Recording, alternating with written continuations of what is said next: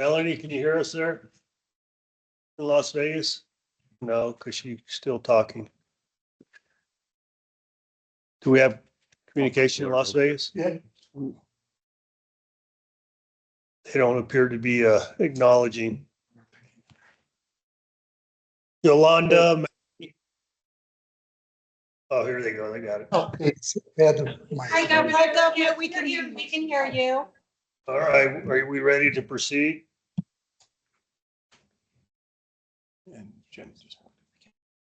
Are we ready to proceed? Yes. Yes, we're ready. Jeez. All right, well, we'll now call to order the May 8th, 2025 GOED Board Meeting scheduled for 2 p.m., it being 2:02. And we'll kick it off with the roll call. So Melanie?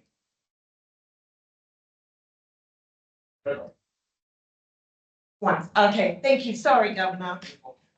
Governor Joe Lombardo. Present. Lieutenant Governor Stavros Anthony. Here. Thank you. Secretary of State Cisco Aguilar, I believe, is joining via phone.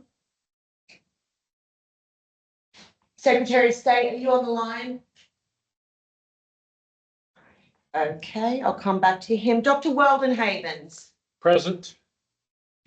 Ms. Sasha Stevenson couldn't attend today. Mr. Jay Barrett, I see you on the screen. Present. Thank you. Ms. Yolanda King. Present. Thank you. Ms. Deborah Jacob. Present. Thank you so much. And Ms. Jenny Sargent. Present. Okay, thank you, Governor. We have a quorum. I'll just go through the non-voting members. Ms. Patricia Charlton may not be joining us today. Mr. Chris Thule. Present. Thank you. And Mr. Steve Canavero and Dr. Christopher Sanchez couldn't join today. So that concludes the roll call. Thank you. All right, and before we go into public comment, I have a note here that the agenda item number 5A will not be heard today. So if you're on public comment wishing to talk about 5A, it has been deferred to a later meeting.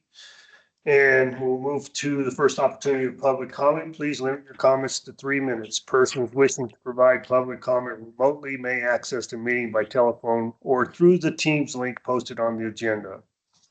Public comment will be available at the beginning of the meeting and at the last item on the agenda. The telephone number being 775-321-6111. And if you're asked a phone conference ID, it is 127-109-935#.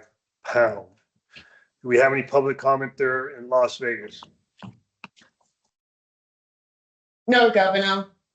Do we have any public comment here in Carson? Seeing none. Do we have anybody online or on the phone? No, Governor Lombardo, and we have not received any in writing either. Okay. All right, we will close public comment, move on to agenda item number 3. And this is, we'll kick it off with the welcome of the new board members. And will you want to walk us through that, Mr. Burns? Sure. Thank you, Governor. Tom Burns for the record.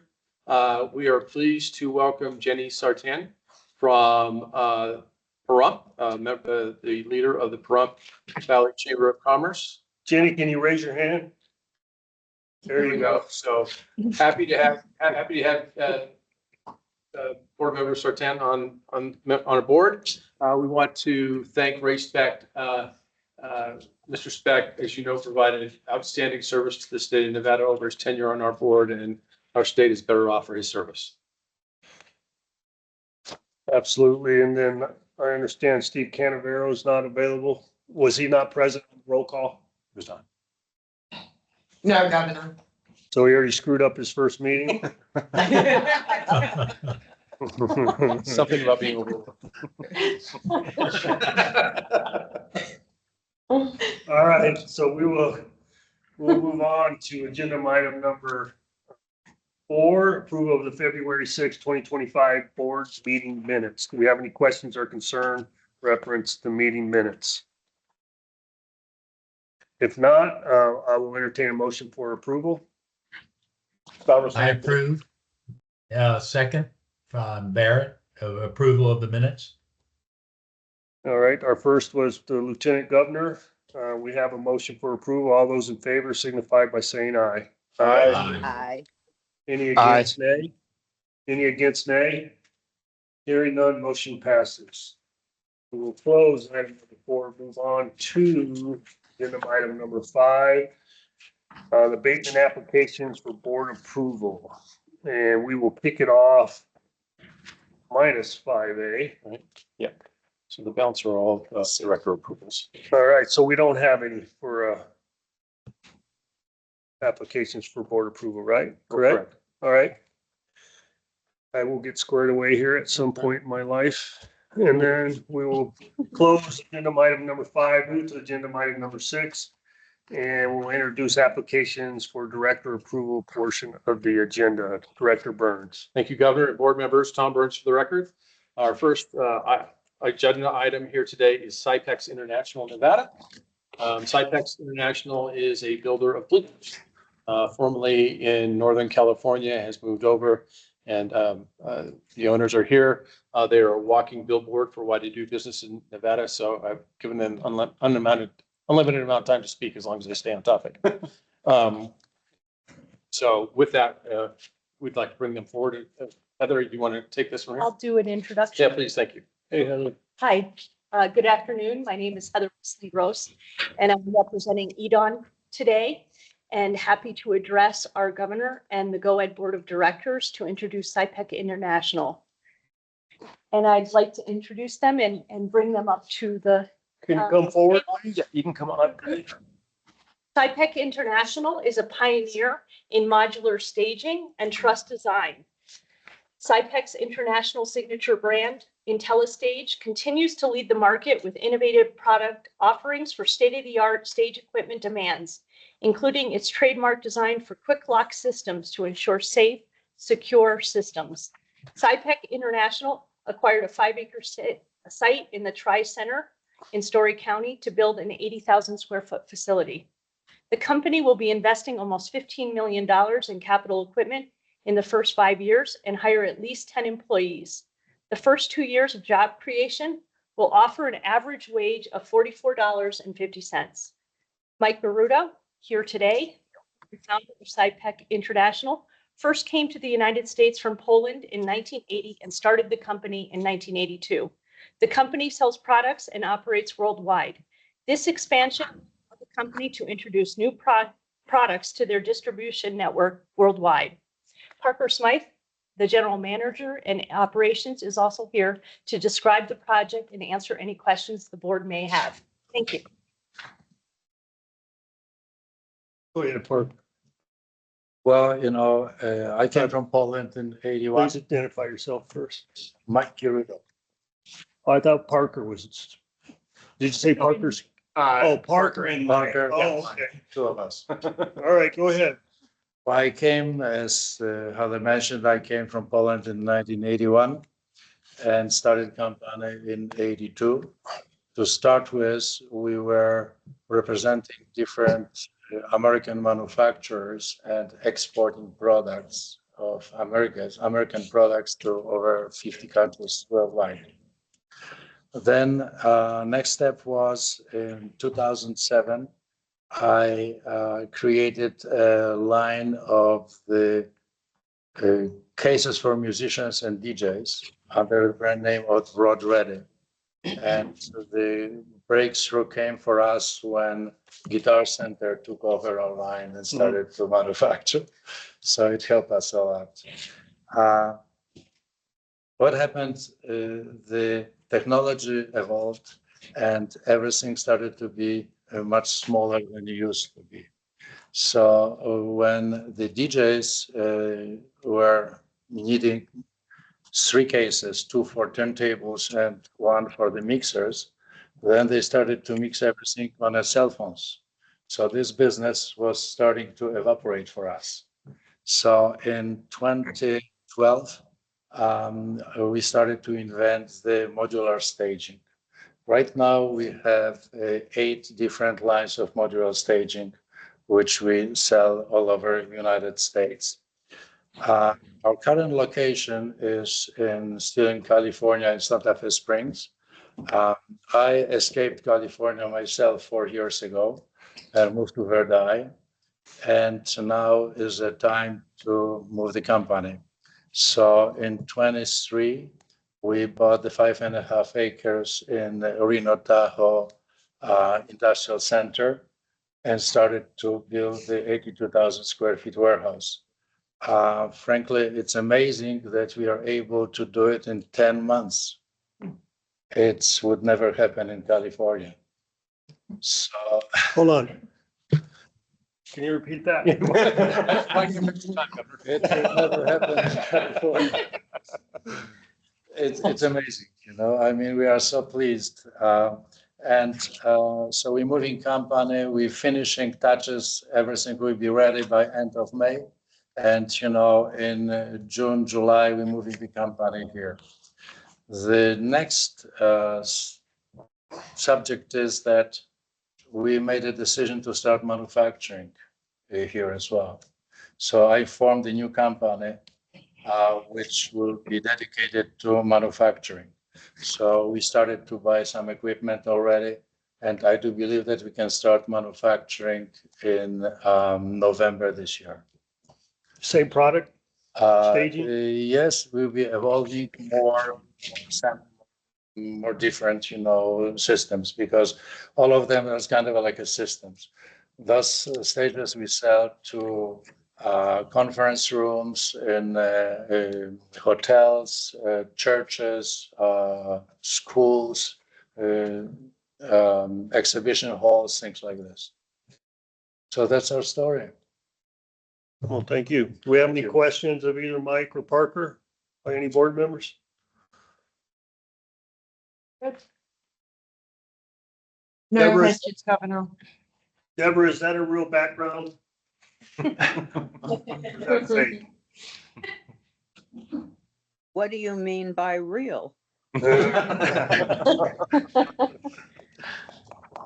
Just 2 questions. One is, do you do bleacher systems too? Yes, this is, you know, we kind of concentrate on coral risers, which is very close to it. And yes, we do, but not huge ones. Okay. And what is Cipex? Where did that come from? Cipex, it's a name, basically. It was to start with a joke, and it happened to be company. So Is it I'm not Polish? going to explain exactly what it means. Well, you would think you had a company named Cipex, you would research it maybe a little bit. Well, you know, it happened when we were. No, yeah, I'm just messing. Well, we don't have any questions. And we don't need board approval. That was done by Director Burns. Welcome. Welcome and thank you. Thank you. Thank you very much. And you're welcome to stick around for the other presentations, or you're welcome to take off. I think. Whatever you want to do. Thank you very much. Thank you. Thank you.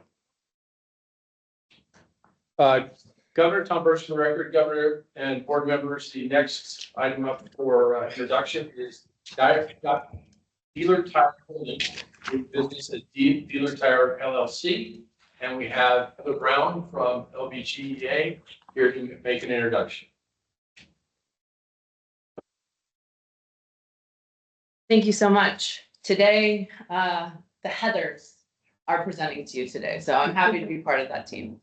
Good afternoon, Governor Lombardo, Lieutenant Governor Anthony, Executive Director Burns, and board members.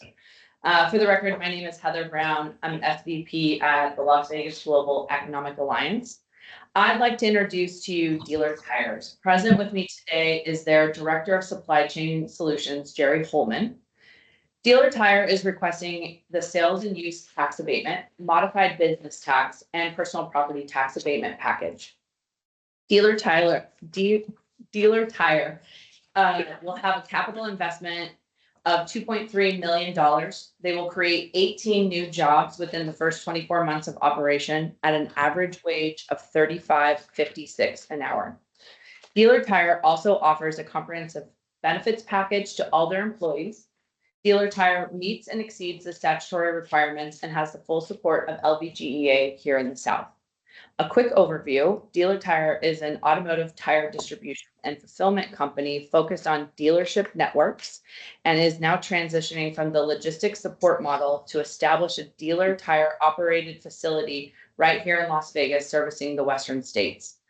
Dealer Tire views its expansion into Nevada as an opportunity to create a shared value, not just through economic investment, but through community engagement. I will let Jerry dive further into Dealer Tire's future goals and answer any board questions and thoughts from today. I'm pleased to turn it over to Jerry Holdman. Yeah, I appreciate it. Thank you for the opportunity, and I want to say thank you for everybody that's guided us through this journey that's been behind the scenes. So we certainly appreciate it from Dealer Tire's perspective. Dealer Tire, it's really kind of exactly what it is. We are establishing, right now we have 40 distribution centers throughout North America. We primarily service the dealer channel, so which is just car dealerships. That is the primary channel in which we service tires. The expansion for Nevada is that we are going to establish a hub in the Las Vegas area here and feed our West Coast distribution centers in Phoenix and Seattle, and of course in California and Denver as well. That kind of sums it up. All right. Do we have any questions of Jerry? I have one. Go ahead. My first time. I noticed you're looking at occupying 116,000 Jenny? square foot. Hey, Yes, Jenny, because we're not all in the same room. Can you please identify yourself? I'm For so the sorry. record. Jenny Sargent, board member. Thank you. I am looking at a statement here that says you're going to be occupying a 116,000 square foot facility. Have you already identified that? We are, site? yes, we have the building identified and we have started just recently in the last week or so receiving tires into that distribution facility. Okay, So we're up and operational right now. okay, thank you. Any other questions? Governor Yolanda King for the record. First of all, I want to commend you on your corporate social responsibilities that you have and have had in the past. Can you explain to me what the Vehicles for Hope program is? Well, it's for we support Vehicles for Hope, if that was the question. And it's for those less fortunate that doesn't have a lot of transportation needs, either helping them transport around certain communities or giving them vehicles that are otherwise being no longer used, or someone donating those vehicles to the local communities. Thank you. You're welcome. Hey, Jerry, this is Governor Lombardo for the record. I understand, I appreciate the name Dealer Tire because your primary customer are dealerships. And why are you restricted to dealerships? Well, that was a lot of our agreements are with your large manufacturers such as Mercedes, BMWs, and we primarily do not want to distribute tires to their competition. So we just focused on the dealer channel, and that has been a commitment for us for the past 25 years. Oh, thank you for that. Any other questions, Mr. Holman? No questions for me. Thank you. All right, well, we appreciate you entering the Nevada space and good luck to you, sir. Welcome. Thank you, everyone. Appreciate it. Director Burns? Governor and board members, Tom Burns for the record. The next company we'd like to introduce to you is NeuroGum. And we're gonna have a repeat performance by Ms. Heather Brown from NBBGEI. Thank you so much. Like Director Burns said, I am still Heather Brown with NBBGEI. And I'd like to introduce NeuroGum. Present with me today is their co-founder and CEO, Kent Yoshimura Practice. I apologize.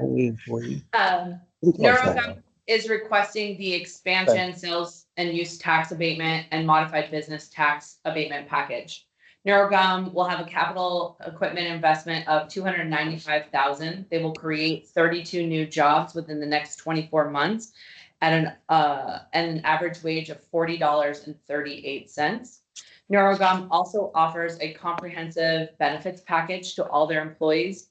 NeuroGum meets and exceeds the statutory requirements and has the full support of NBBGEI here in Southern Nevada.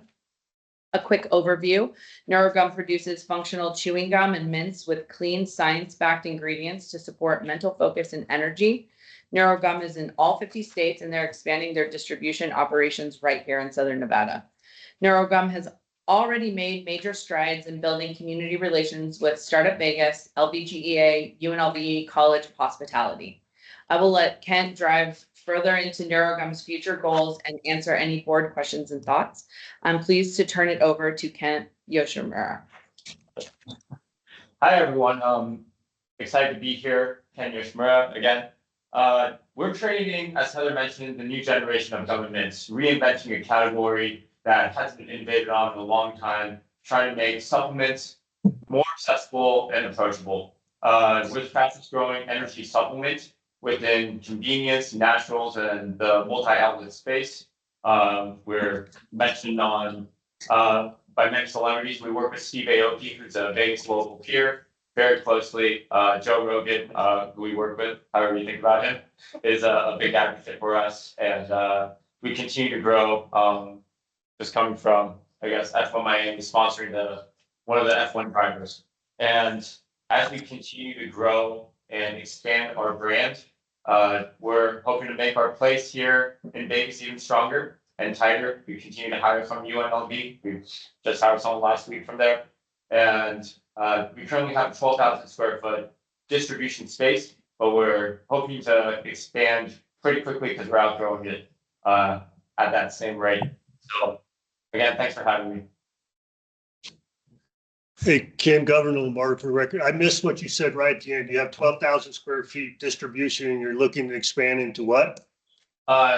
We don't have an exact square footage yet, but we're looking at options right now. We know we're outgrowing it. We have some partners that come from larger tech companies like Shopify that are willing to invest in us since they're coming to Las Vegas as well. So we're still deciding on what the warehouse capacity that we need is, but with the space that we have now, we're expanding as much as we can.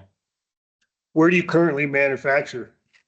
We're in Canada, which we're trying to get out of. We have close ties though with a very large nicotine pouch company, the largest nicotine pouch company in the world. So we're piggybacking off their manufacturing and trying to convince them to get out to Las Vegas as well. Awesome. Any other questions from NeuroGum from any board members? Okay, I don't have a question, but I have a request. Can you get the Lieutenant Governor some of your gum? No problem whatsoever. I'll get some. He has a little trouble paying attention. We're making everyone get some. All right. Well, welcome, sir. Appreciate you. Thank you so much. Thank you very much. Thank you. Governing board members, Tom Burns for the record. Our final new company coming to town that under director approval is TensorWave. And we'll continue the Heather Brown show. And Heather introduce our new company. Thank you, Director Burns. I like this chair. I'm going to try and come back here every meeting. Like Director Burns said, I am, for the last time today, Heather Brown with Las Vegas Global Economic Alliance, and I would like to introduce to you TensorWave. Present with me today is their co-founder, president, and COO, Peter Tomatic. TensorWave is requesting the sales and use tax abatement, modified business tax, and personal property tax abatement package. TensorWave will have a capital equipment investment of $1 million. They will create 60 new jobs within the first 24 months of operation that average a wage of $58 an hour. TensorWave also offers a comprehensive benefits package to all their employees. They meet and exceed the statutory requirement and have the full support of NBBGEI here in Southern Nevada. A quick overview. TensorWave leverages the next generation of AMD accelerators to provide scalable, memory optimized infrastructure for the most demanding AI workloads. So what does this actually mean? They build GPU infrastructure that offers significant performance advantages due to their processing capabilities and specialized AI hardware. TensorWave already has made major strides in building community relations with Startup Vegas, NBBGEI, UNLV Engineering, and UNLV Step Up and Startup Internship Program. They chose Southern Nevada for all their indirect employees and has made a policy that all staff interested in leadership positions within their organization must live in Southern Nevada. I will let Peter dive further into TensorWave's future goals and answer any board questions and thoughts from today. I'm pleased to turn it over to Peter Tomasic. Thanks, Heather. Peter Tomasic, for the record. Governor, Director Burns, and members of the board. First, I want to express my sincere gratitude for considering TensorWave's application for sales tax, modified business tax, and personal property tax abatements. These will significantly support our growth trajectory in Nevada. I'd particularly like to thank the dedicated staff who worked diligently on our application. Your thoroughness and professionalism throughout the process were wonderful. And at TensorWave, we build and operate specialized high-performance data centers equipped with advanced GPU clusters, the powerful computing hardware that makes modern AI possible. Our infrastructure directly powers large language models like ChatGPT and Microsoft Copilot that millions use daily. To put it simply, we're the picks and shovels of AI, and it's apt for us to be based in Nevada. I think so. As a proud UNLV computer science graduate myself, I'm especially pleased to know that a significant portion of our talented workforce consists of UNLV and UNR graduates. We've found exceptional technical expertise right here in Nevada's universities. Moving forward, we're committed to expanding our relationships with these institutions and further developing local talent pipelines, while also attracting top minds from across the country to relocate to our great state. We made the decision to establish our headquarters in Las Vegas for several reasons. Beyond the business-friendly environment that Nevada offers, Las Vegas provides an exceptional quality of life with its vibrant community, world-class amenities, and outstanding affordability. The combination creates an ideal environment for attracting and retaining top talent, which I've been able to successfully do prior in a previous engagement. We're excited to grow our presence here, create high-quality jobs, and contribute to Nevada's expanding technology ecosystem. Thank you for your support as we work to make TensorWave in Las Vegas synonymous with innovation in AI technology. And I'm happy to answer any questions. We have any questions of Peter from board members? Peter, for the record, Governor Lombardo, my understanding it's a headquarters facility, not a data center, correct? Yeah, this particular application is for our headquarters.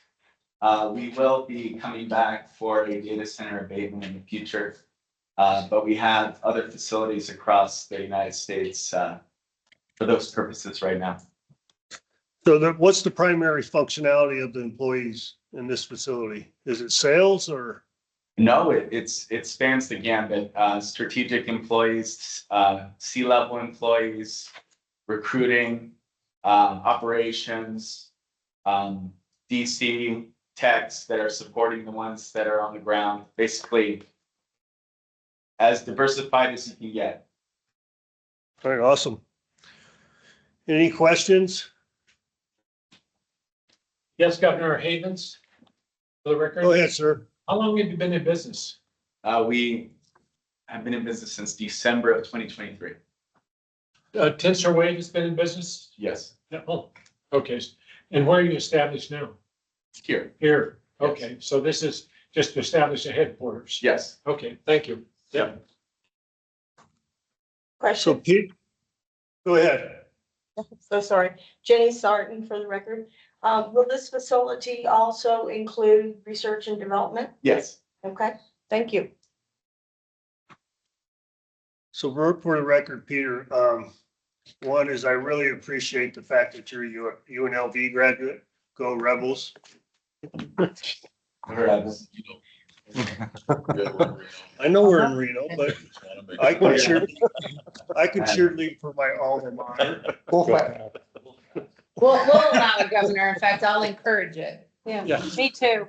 No, the reason why I bring it up specifically in the university environment because of our interaction with any education environment, academic environment, and the ability to build out a workforce. And I can't think of a better example than you yourself and your company and the ability to promote that. So if we could, through some partnership in the GOED office and LVGEA, maybe we can get you to participate in some public, advertising to the benefit of UNLV and the workforce development there in Southern Nevada. Yeah, we would love that, Governor. All, Thank you. all for free. Us too. So I think it's an exciting opportunity for the state of Nevada, and we're grateful that you chose us for your headquarters, and we look forward to future projects with you. Thank you. Thank you, sir.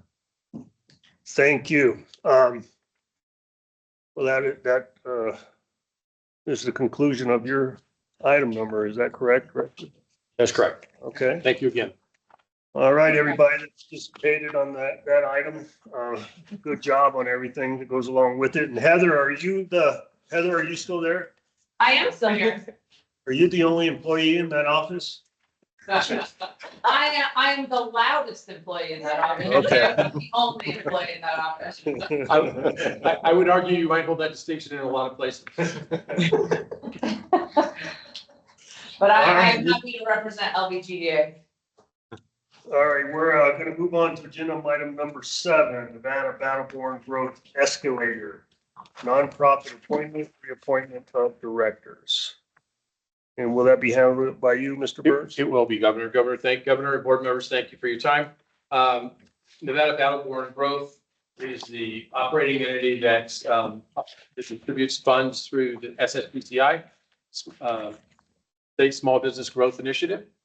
Grants that we receive from the federal government. We have the opportunity to participate in either a venture capital or a debt way.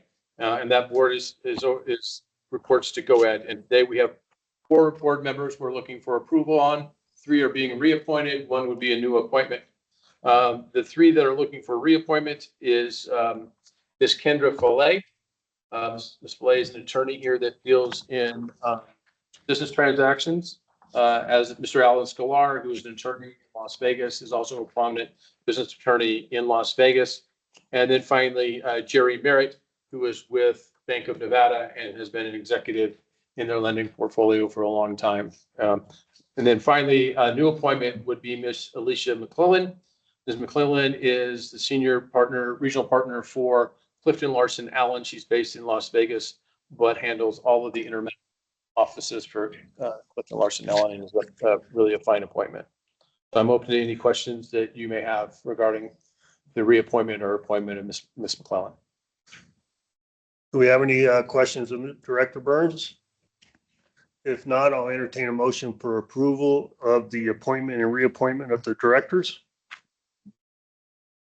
I'd like to move to approve and reapprove those directors. Haven, second. All right, we have a motion for approval. All those in favor signify by saying aye. Aye. Any against, nay? Hearing none, the motion passes. And please convey my appreciation for each one of the directors that is willing to participate. Can you handle that for me, Melanie? Yes, Governor. All right, we'll move on to item number 8, Executive Director Update and Director's Report. Director Burns? So while I'm pulling this up, if I may, I could defer to Mr. Sheets and we could keep the meetings moving. my battle my computer. Mr. You ready? Yeah, absolutely. Just identify yourself, Steve. All right. Welcome, everyone. My name is Steve Sheets. I'm the research manager here at GOED. Governor, Lieutenant Governor, board, thank you for having me. I'm going to go ahead and share my screen here, so bear with me for just 1 second. All right. I think everybody can probably see that, right? Yolanda, are you able to see that in Vegas? Yes. Okay, go ahead, Steve. So wonderful. Like, as normal, I'm going to kind of breeze through this first page, which gives kind of a high level of what the quarter looked like, both from a divisional standpoint, but also from our business development standpoint. And then afterwards, what I'd like to do is kind of skip down to page 2 and page 3 following this, as I've added those to give a little bit more clarity as to what makes up some of these numbers in more detail. So to start in that top row of boxes, this is our wins for the quarter. So this is going to be for 2025 Q1. We had 10 wins. These are companies that are both assisted and non-assisted in some meaningful way through either GOED or our RDAs or both. So we have 10. That's down slightly from 11 the same time last year. However, if we jump over to the next box there, we have 151 jobs that they've committed to hiring in 2 years and 261 in build-out jobs in 5 years. Both of those numbers are down pretty significantly from the same Q1 of 2024. We can kind of discuss that shortly here if you want. However, I will note that the wages, despite the lower job count, the wages at a average hourly wage, this is weighted, by the way, is $33.61, which is significantly higher than the $28.72 this time last year, and also exceeds our statewide average wage of $32.51. And then if we jump down to the assisted company investments, they've committed these 10 companies that landed here in Nevada have committed to investing $84.3 million. Again, that's a downward movement from the same period last year compared to $322 million. Though I will note that in that quarter, we did have 2 abatements with, they were, I believe, both data centers, and they had some pretty significant investments in $150 million and $96 million respectively. So the next 3 boxes there, this is our business pipeline. This is provided to us through our RDAs. The leads and prospects, as I've mentioned, tend to be very volatile, up one quarter, down the next, as you can see in that graph. We've had 76 new leads in the first quarter and 6 new prospects. So that's just kind of moving down the funnel based on their seriousness of either landing in Nevada or expanding in Nevada. And in both cases, well, actually in the leads, we're up both quarter to date and then also year to date. Whereas in our prospects, those are going to be both down slightly quarter to date and year to date. And then obviously the wins, being as this is the first quarter, it's going to match the total wins for the year to date, which is 10, again, down from 18 last quarter, but relatively flat from this time last year. If we jump below that line, these are our various divisions here. You may recall last quarter, we didn't have all of the data for the Emerging Small Business Program, as they had until March of 2025 to give us their second half of the year numbers. They did send those in, and they came in at 164 contracts.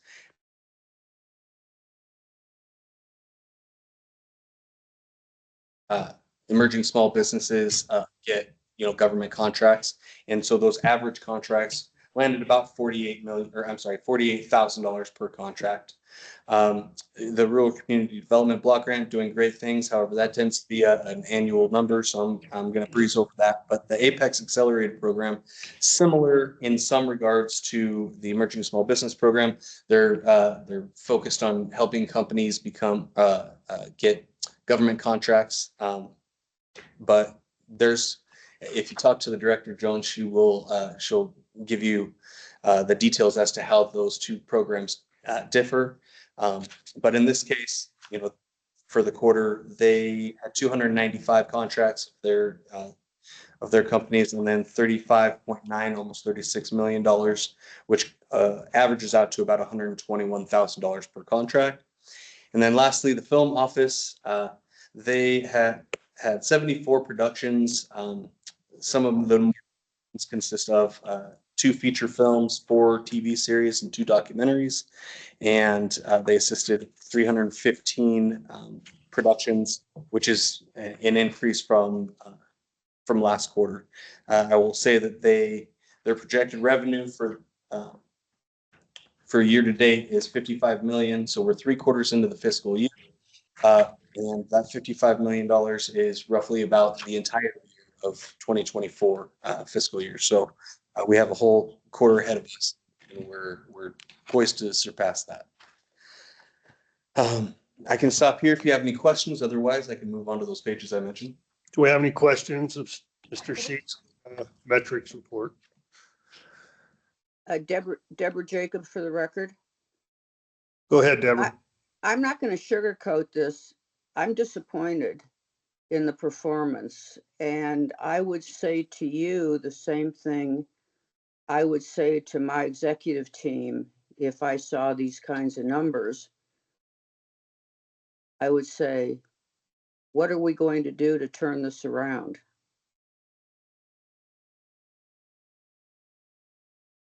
All right, thank you, Ms. Jacob. Yeah, and you know what?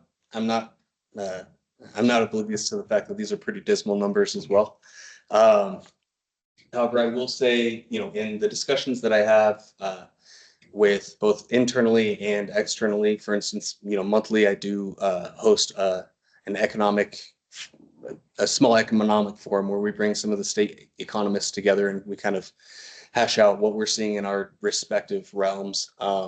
In fact, it's going on right now. Dave Schmidt with Dieter is filling in for me. He does a great job and he contributes a lot to that. But I would say that, the general tone as of late has been one of kind of contraction and just uncertainty in general. So while, yes, these numbers are significantly lower than in previous quarters, I don't know if it's necessarily indicative of what we're seeing. There's definitely some headwinds that we have that we're wading through with the help of our business development team and our regional development agencies.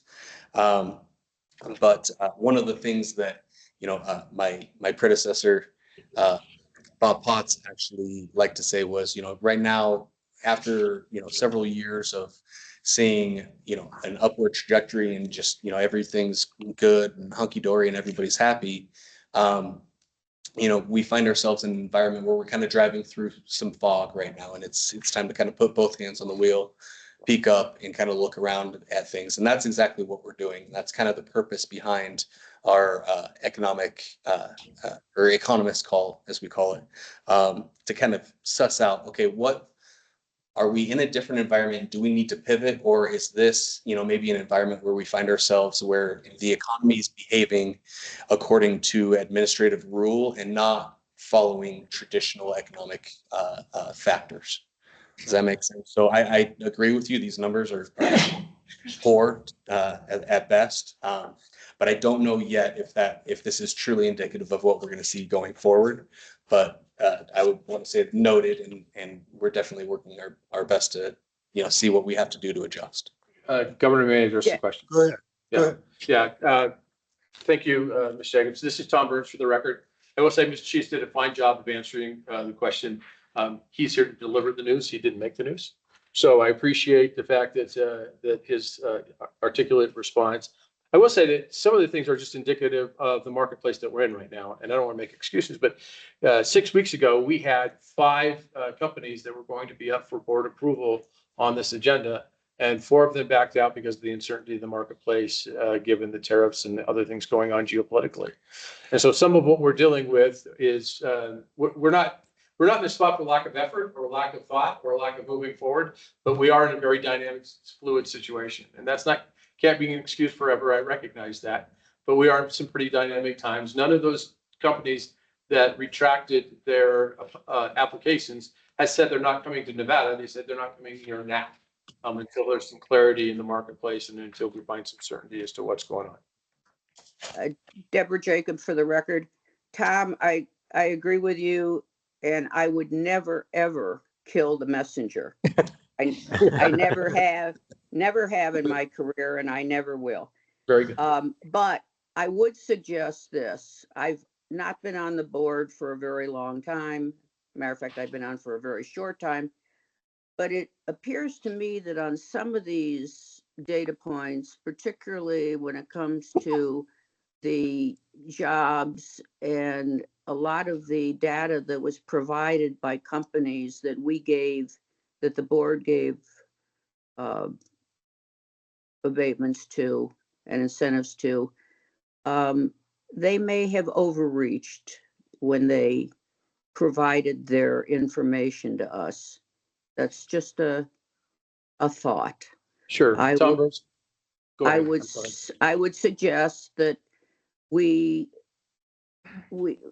create more accountability for them and keep their feet to the fire more, because I think that they get overly aggressive in their numbers. But by the same token, I want you to remember something. I manufacture in China. I'm dealing with tariffs. I'm going through all of this myself. So, I get it. But I still believe that the economic landscape is very good for Nevada right now. Thank you, Ms. Jacobs. Again, Tom Burns for the record. I concur. I think it's a little murky right now for many, and as it goes forward. Just so you're aware, each of those companies that present us numbers are audited, and their abatements are adjusted accordingly. They're audited at the second and fifth year to see if they're meeting their obligations.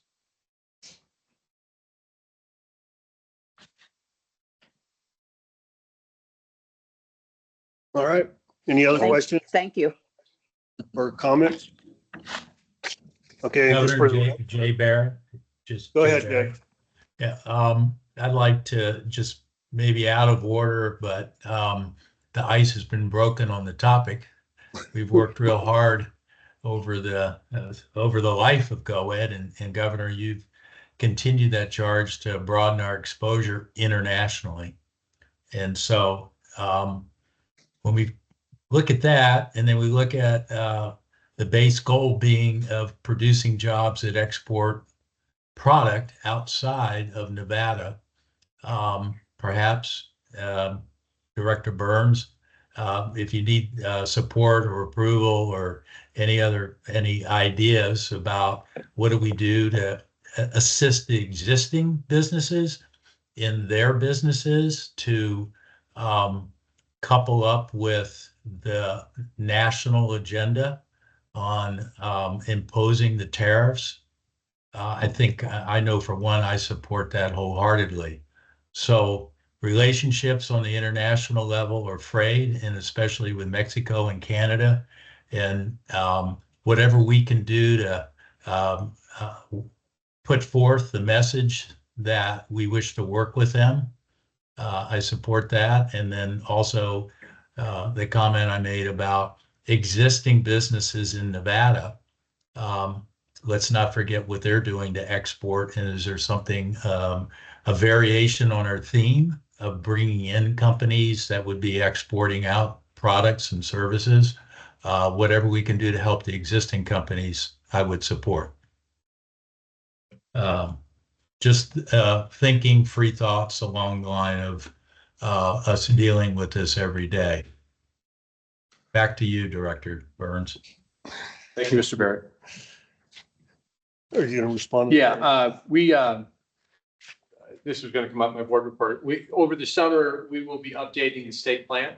It makes sense to do it over the summer after the legislature is concluded, so we know what tools that we have to offer, but it was produced 2 years ago, and so it's time to refresh that based on the environment and the tools that we have to move going forward. And so we'll be touching base with you again in August with our proposal and some new ideas, and that would be a wonderful time for some outreach. Thank you. That's great.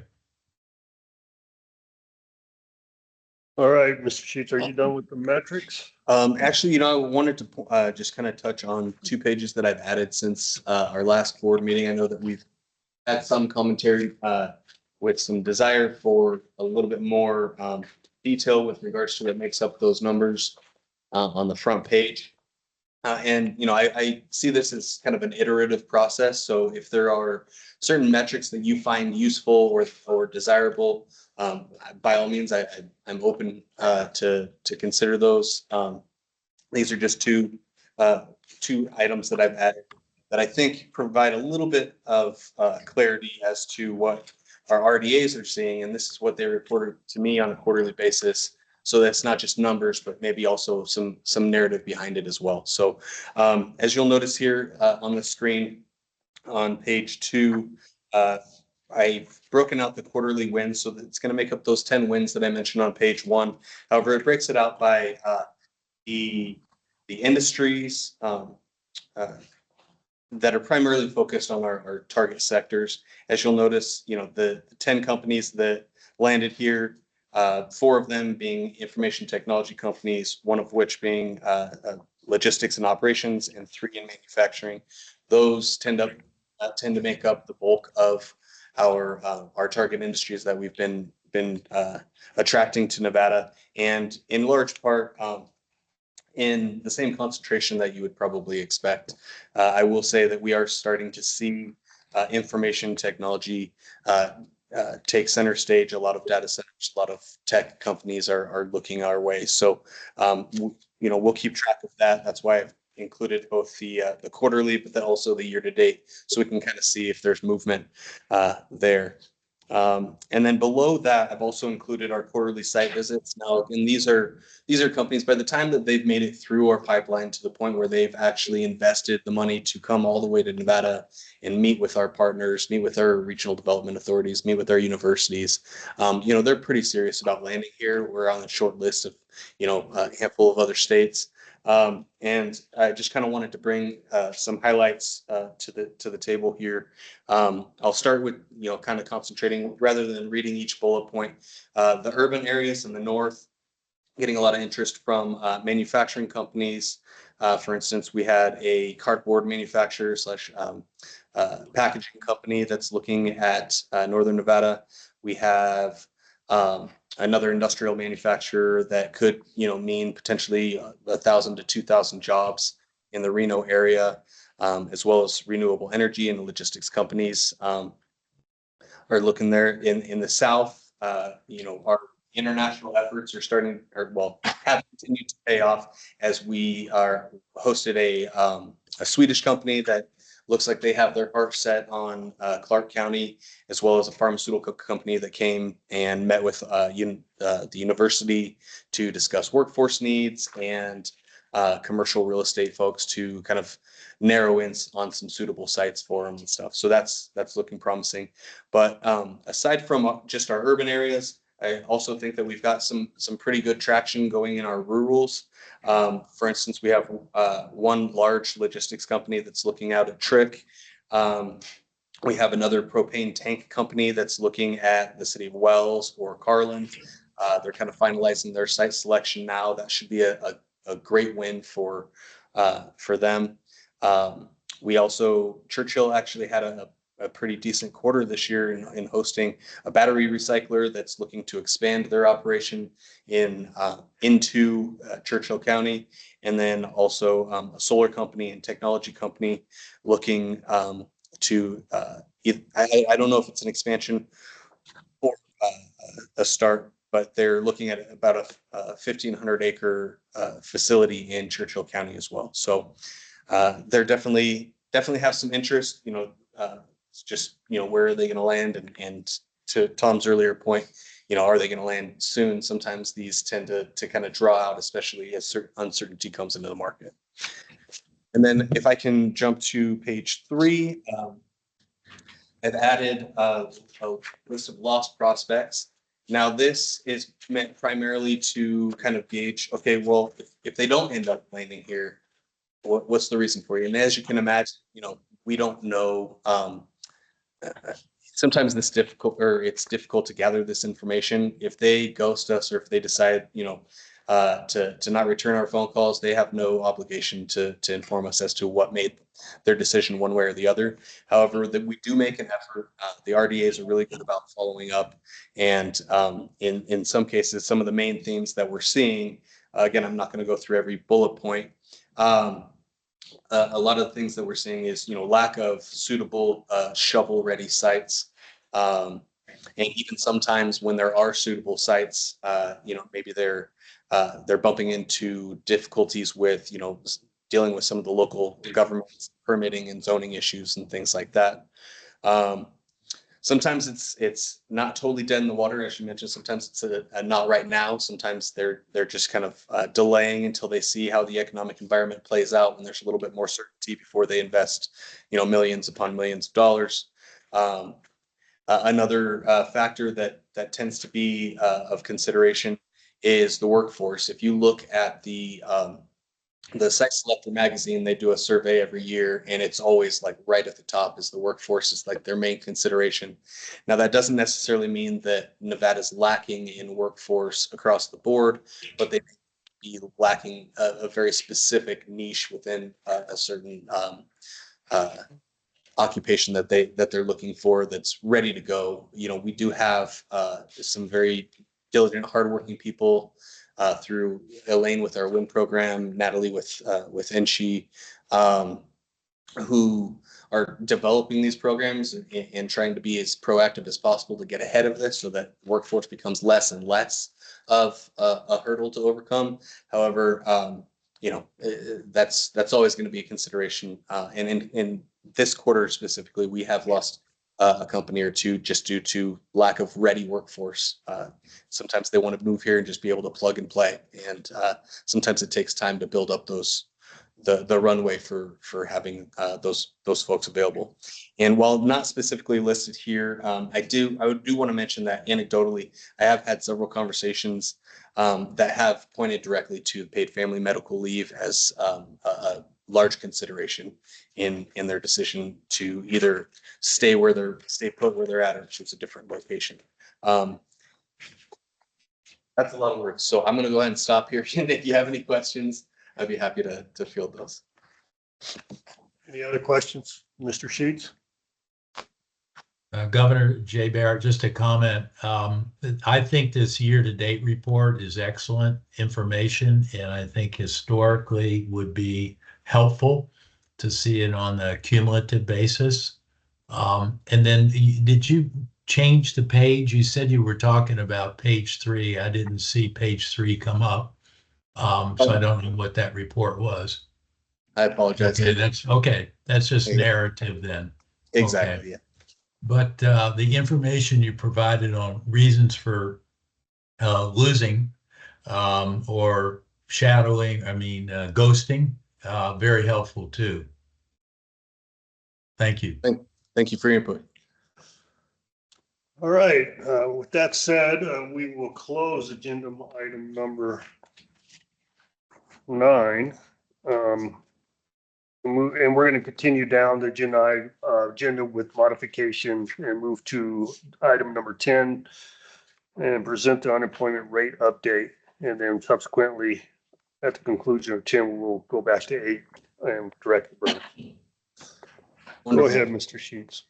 Thank you once again, Steve Sheets, GOED Research Manager. Are you seeing that? Yeah.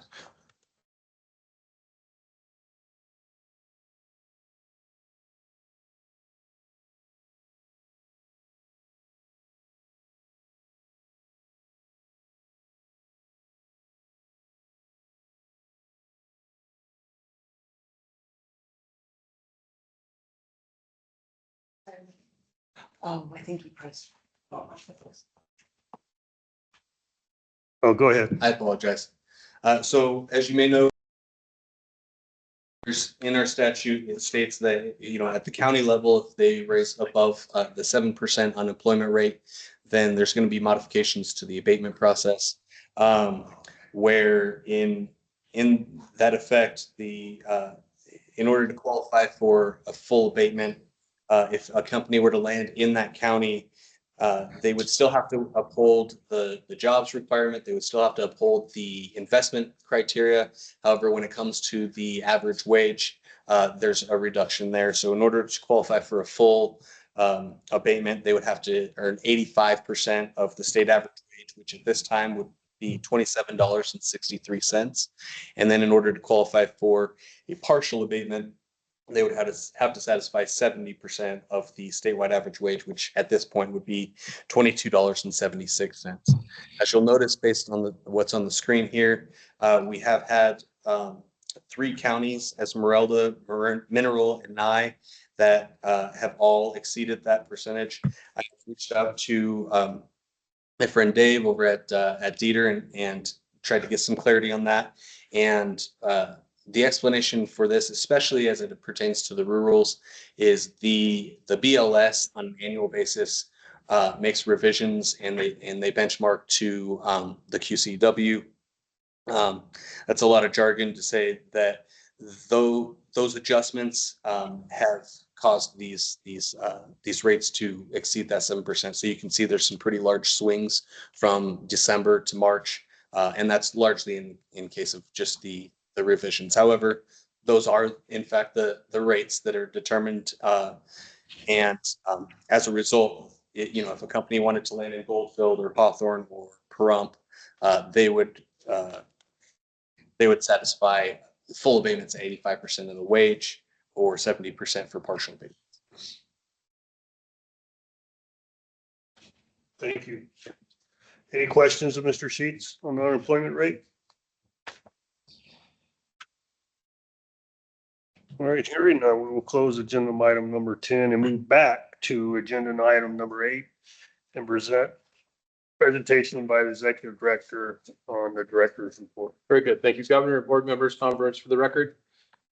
We've had a busy time here. Go ahead. I wanted to let you know up front, over the next couple of weeks, Melanie Sheldon's going to be reaching out to you. Had some people expressed that they'd like to see the packets received electronically versus the binders that are handed out. There's not a bad answer to this question. We're going to get you what you want, but we're going to reach out over the next couple of weeks and make that inquiry. And if you could let us know, we'll get it in the form that you desire as forward.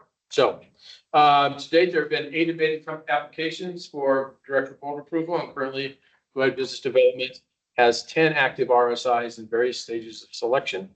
Business development team will be going to Select USA on Sunday. Select USA is the largest foreign direct investment conference in the United States. We will be there through Wednesday afternoon, and our team has done an excellent job of packing our schedule with meetings, which I think the governor can attest. We're pretty good at that. Innovation-based economic development. The Battleborn Venture Program has passed $10 million in total investments since October 22. Today, with $11 million that has been invested in high growth startups. In April, GOED conducted 2 individual career mapping sessions at the Aspen Europe Young Leaders Program in Czechoslovakia, and the ICM program uses virtual reality to help people learn skills that may be useful in their career. This is really critical in the rural areas where the ability to show somebody, say, in Wells, Nevada, what it would be like to be a CNA or something along those lines. It's a pretty powerful tool.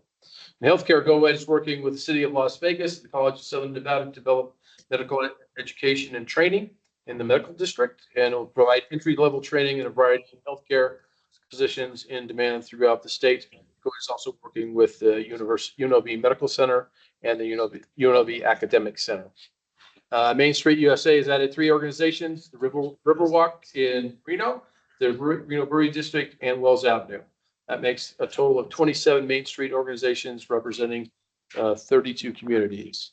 2 organizations, Tonopah Main Street and Downtown Reno Partnership, have joined the Main Street Gardnerville in receiving full accreditation through Main Street America. CDBG applications for the 25 cycle were due on the 21st of February. 11 applications were received in 8 jurisdictions, totaling $5.2 million of requested funding. The amounts available to CDBG to fund is $2.9 million. Nevada Film Office recently approved 4 applications for the incentive program. 2 independent features, 1 reality series, and 1 scripted episodic content. Together, they are expected to spend $30 million in qualified costs in Nevada.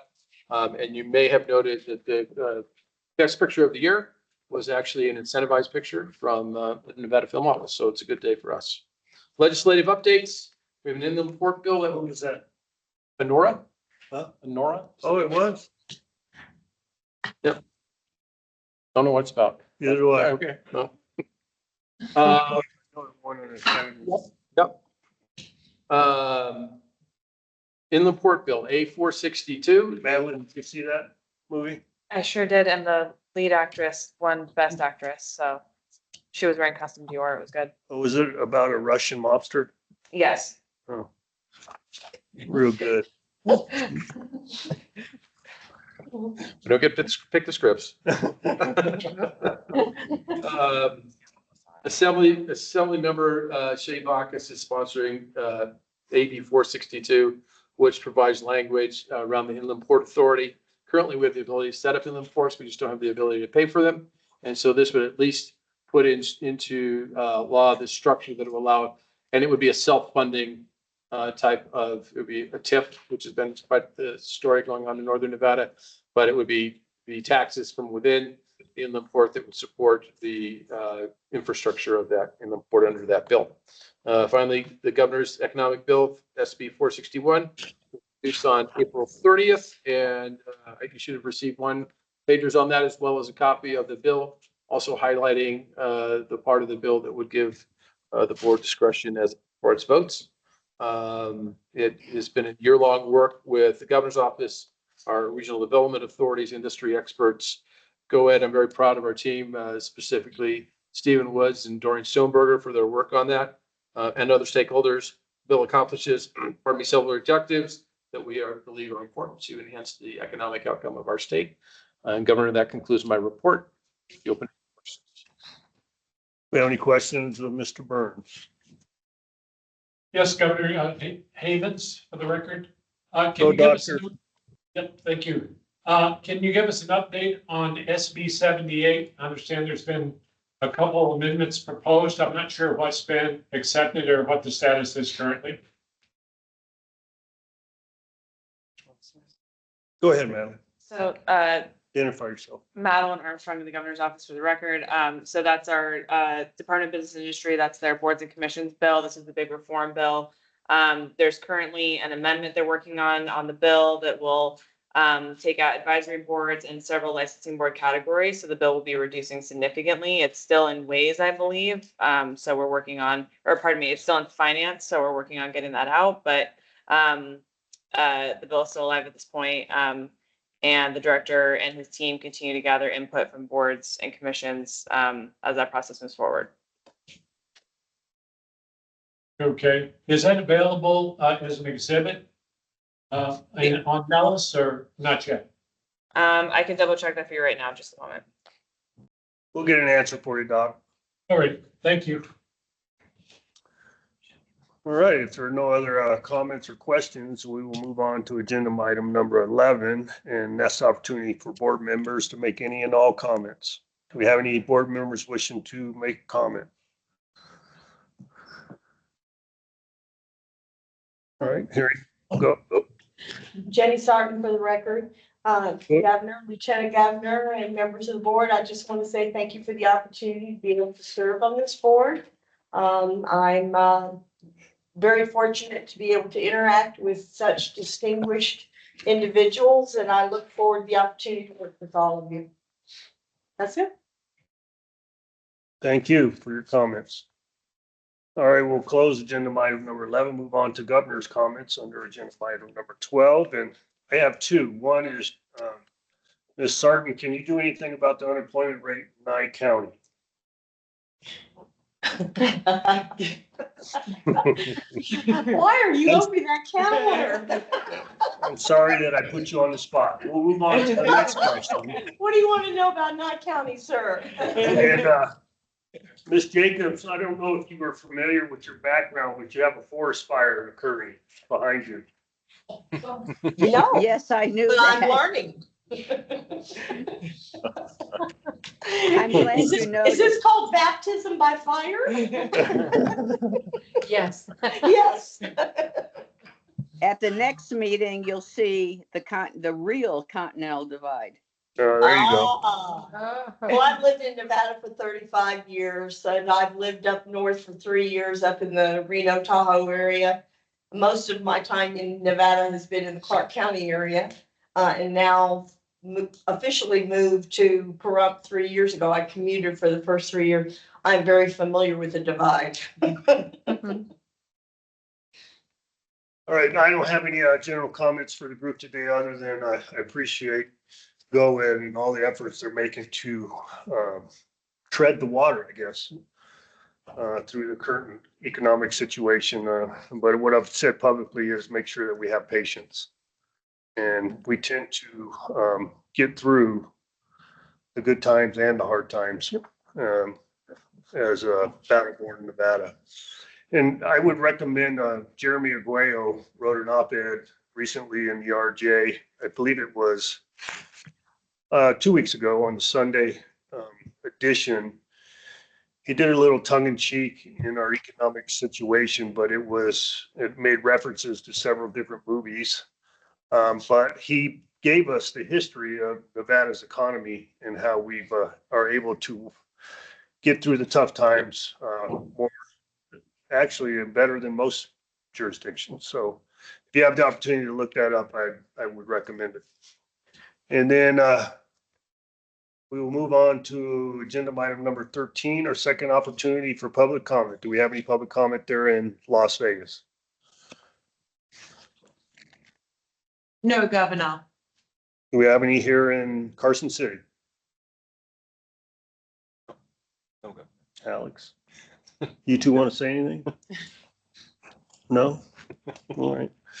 Anybody online or on the phone? No. Okay. All right. We'll move on to agenda item number 14, and I will entertain a motion for adjournment. This is Lieutenant Yolanda, move for adjournment. Yolanda, we have a second? Jay Barrett, second. Thank you, Jay. We have a motion for approval. All those in favor signify by saying aye. Aye. Aye. Any against? Nay? Hearing none, motion passes. Thank you, everybody. Appreciate your time. Thank you. you. Thank you. Go Knights, go.